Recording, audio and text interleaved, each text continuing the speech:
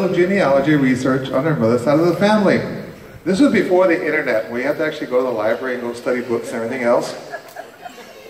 And found out that her great-grandmother was a member of the Tarahumara, an Indian tribe in northern Mexico.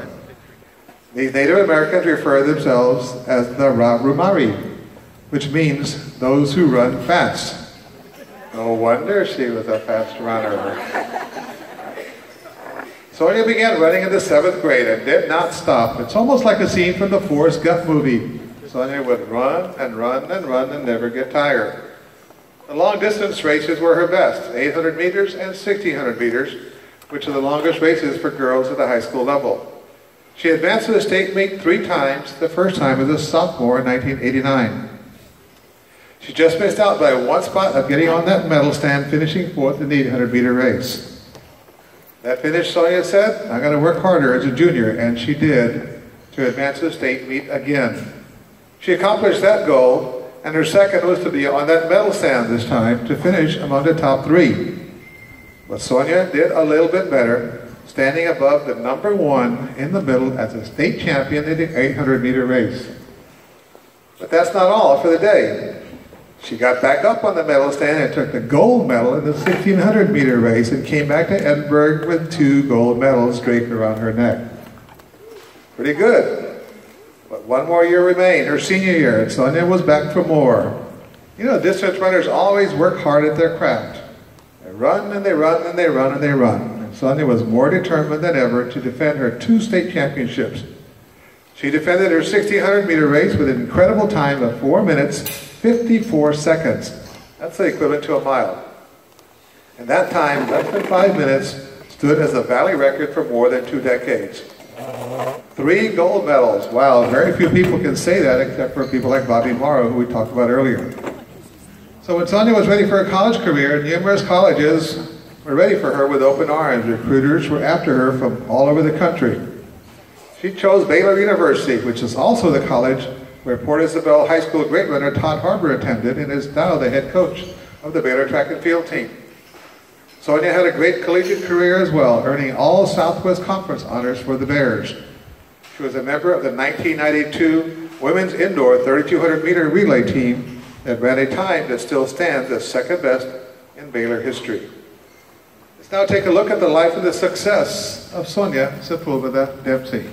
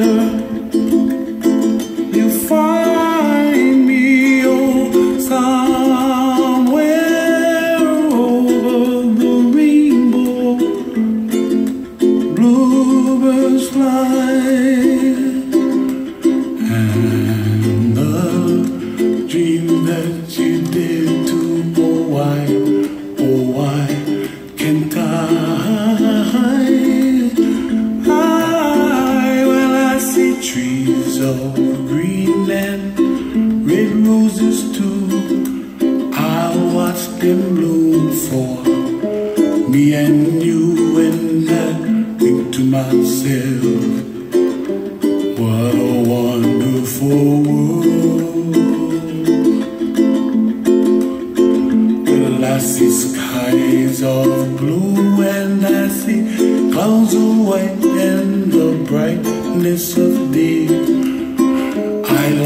dark and I think to myself, what a wonderful world. The colors of the rainbow, so pretty in the sky, are also on the faces of people passing by. I see friends shaking hands, singing, how do you do? They really say, I love you. I hear babies cry and I watch them go. They'll learn much more than we'll know. And I think to myself, what a wonderful world. Someday I wish upon a star, wake up where the clouds are far behind me, where trouble melts like a lemon drops high above the chimney top. That's where you find me, oh, somewhere over the rainbow.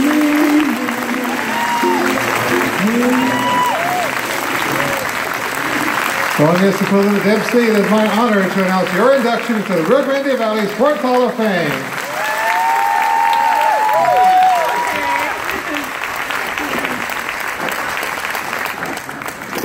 I get to cry for everyone since I'm the only girl up here. Thank you so much. Good evening. I'm going to try to aim for my sub 5-minute speech. So Coach Martinez, do you have the stopwatch ready? There you go. Thank you. I want to begin first of all thanking the Rio Grande Sports Hall of Fame committee members, everyone that's taken part in this event. It's a great cause. I was a student, as you can see, a student athlete. So it means a lot to me to know that there's individuals out there still supporting. I'm humbled and happy to share this evening and recognition with the rest of the inductees of class of 2017. I continue to be surprised with all the rewards that have come back from running, and it continues giving. Just when I think, well, you know, it's been 25 years and somebody calls me and says, this is going to be on your honor, so it just keeps giving. As far as I can remember, I have loved to run. At an age of 5, my parents made a very, very important decision to better their lives.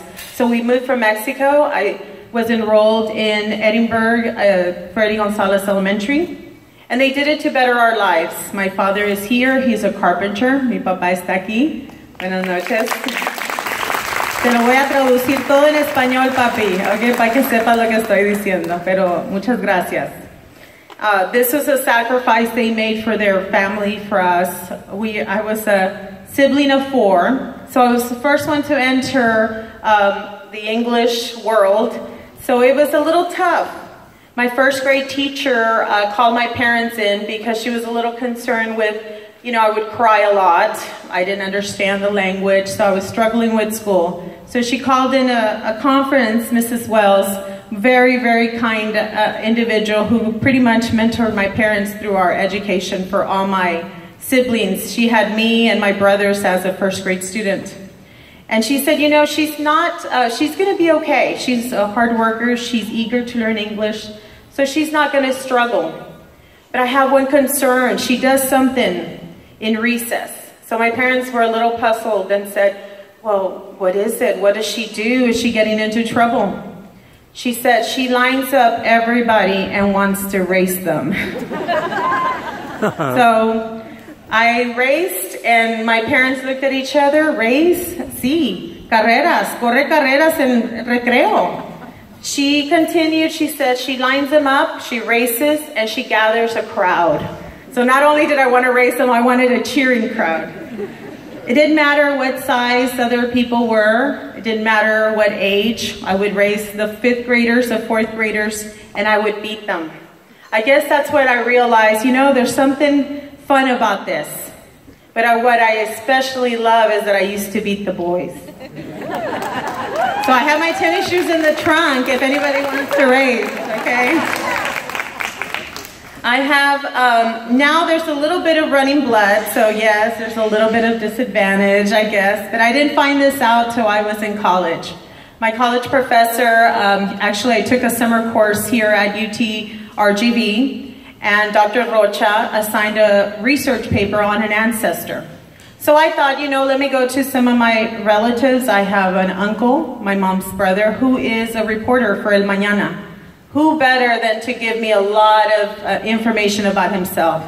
But he led me into a different direction. He sent me to the library. He goes, I want you to go look up some books on the Tarahumara tribe from Chihuahua. And that's exactly what I did. He didn't tell me anything else. He didn't want to spoil it, I guess. So I went to the library, UTRGV back then, and I checked out a couple of books. And when I opened that book and the table of contents, there was a chapter on running on foot. There were about 20 pages. And then the other book, I opened it in another chapter on running. So just like these headlights here, that's what I felt like at that library. I felt the light shining because after all those years, starting from elementary to college, I felt like I had the connection. I felt that running, I didn't choose running, running had chosen me. Entering junior high, I continued running, and I met wonderful coaches, and I think I contribute a lot of what I am standing here for to those individuals. Many of you have been coaches, so you know the influence that you have had on young individuals who are ready to just give it their all. They had to talk to my mom in junior high to convince her to let me go on a track meet, because she didn't understand what that was. What do you mean she's going to be gone all day? And doing what? So that's where it started. And actually that's where I met Coach Martinez, my high school coach, who is probably the main reason why I'm standing here, because of his dedication, passion, and knowledge on the running. He's the one that set it straight. He said, if you want to be serious about this, you need to stop going to Reynosa and spending a month with your cousins. You've got to stay and train here. So Coach Martinez gave me that advice early on. And just like he said, if you put that dedication and that passion and the commitment, you will see results. After my summer, I listened to him, we trained very hard, and I did receive a full scholarship to Baylor, which I am forever grateful. Now that I have my own children and know what tuition costs at Baylor, I am even more appreciative. Baylor was just an extension of the type of program that I attended at Edinburgh High. I had wonderful friends that were my teammates. So competing and attending track meets was like a field trip for me. Those dear friends are still here. They're actually present. Some of them were able to make it, but they are still part of my life.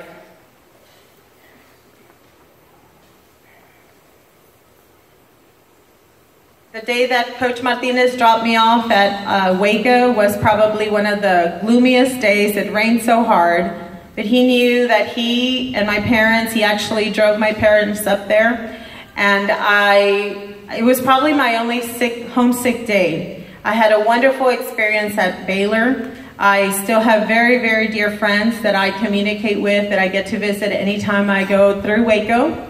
So I know that I did have challenges, but everything that was embedded in me through my coaches was what led me to. I feel indebted to running. I received medals, awards, honors, scholarships, an education, a career. But what is more special are the wonderful people that I have met along the way. The special coaches, the educators, the friends that I think the world of. Family members that have supported me and encouraged me. And people that continue even today that I have just met. And those are the things that really are more precious than gold. I do want to thank all the educators, the coaches, Baylor and Bobcat, friends and family, my coaches from elementary, my 9th grade coach, who I think I'm your favorite now. And I am forever grateful for embedding the importance of hard work and dedication. You have showed me how to set goals and go after them, and for believing in me too. Today that has driven me and impacted young children. I also want to take the time to thank my family. All my family, they are my biggest supporters. They have loved and taught me to be humble. So I do want to thank my dad. Muchas gracias, papi, por ayudarme en todos mis esfuerzos. Si quieres levantarte. Now let me tell you, my dad didn't know a lot about track, but he always showed up with a Gatorade, a cold Gatorade, and that was a symbolism of his support. My sisters and brothers, Javi, Sergio, and Denise, I am so proud to call you my brothers and sisters. My nieces and nephews, Alexa, Austin, Maria Elena, I hope I continue to influence you in a positive way. My in-laws, who I have an honor to call mom and dad, and of course my husband, who my mom says, te ganaste la lotería con él. You won the lottery with him. Even though I met Chad after I was running, I met him through Edinburgh North because of the principal knew me as a runner. So I always think that running has had a connection in everything. Last, I sincerely want to thank the community, Edinburgh and the Rio Grande Valley for all their support they have given and continued young student athletes. All of those have embedded the love and passion. May it be sports, fine arts, or academic. Your passion is passed on. I am a living testament of that. If happy little birds fly beyond the rainbow, why, oh why can't I? Thank you.